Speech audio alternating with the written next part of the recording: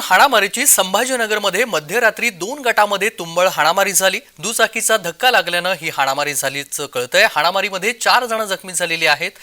संभाजीनगरमध्ये हा संपूर्ण राडा झालेला आहे। संभाजीनगरमध्ये 2 गटामध्ये तुंबळ हाणामारी झालेली आहे। दुचाकीचा धक्का लागल्यानं ही हाणामारी झालेली आहे।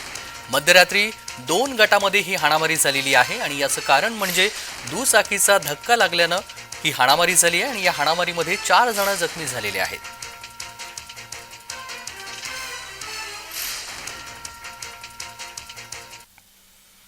बातमी संभाजीनगरमधून हाणामारी संदर्भातील संभाजीनगरामध्ये मध्यरात्री 2 गटामध्ये तुंबळ हाणामारी झाल्याचा प्रकार हा समोर आलेला आहे। दुचाकीचा धक्का लागल्यानं ही हाणामारी झाली आहे आणि हाणामारीमध्ये 4 जण जखमी झाल्याची माहिती आहे।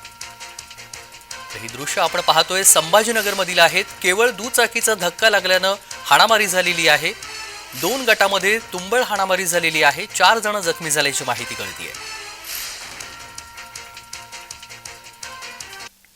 इथे 11-11:30 दरम्यान काही मुलांचा गाडी निकट मारल्यामुळे काही थोडासा किरकोळ वाद झाला होता।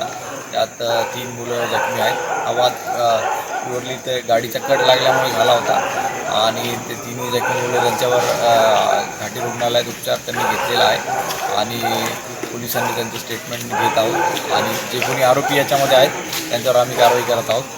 तात्काळ पोलीस फोर्सनी इथे शागंज एरियात पोहोचून आमच्या सर्व अधिकाऱ्यांनी इथे पोहोचून कारवाई केलेली आहे। आम्ही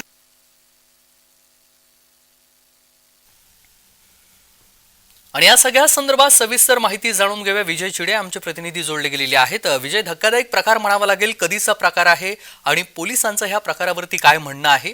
जे जखमी झालेले आहेत त्यांच्या प्रकृती संदर्भात काही माहिती कळतीये का? सविस्तर नक्कीच जर बघितलं रात्री 11:30 दरम्यानची घटना आहे। छत्रपती संभाजीनगरच्या अंगुरबाग या परिसरातील हा प्रकार आहे। 4 जण तरुण जे आहेत ते एका दुचाकीवरून जात होते। त्यावेळी एक जणाला कट लागला आणि त्यामुळे जर बघितलं त्या ठिकाणच्या ज्या व्यक्तीला धक्का लागला होता त्या व्यक्तीचे काही नातेवाईक असतील, त्या ठिकाणचे स्थानिक व्यक्ती असेल, त्यांनी त्या दुचाकीवरील तरुणाला हमला केला। त्यानंतर त्या तरुणाने देखील आता आपला जीव वाचवण्यासाठी जे आहे त्या टोळक्यावरती हमला केला होता। त्यामुळे 2 गटामध्ये चांगलाच वाद पेटल्याचं आपल्याला पाहायला मिळालं होतं।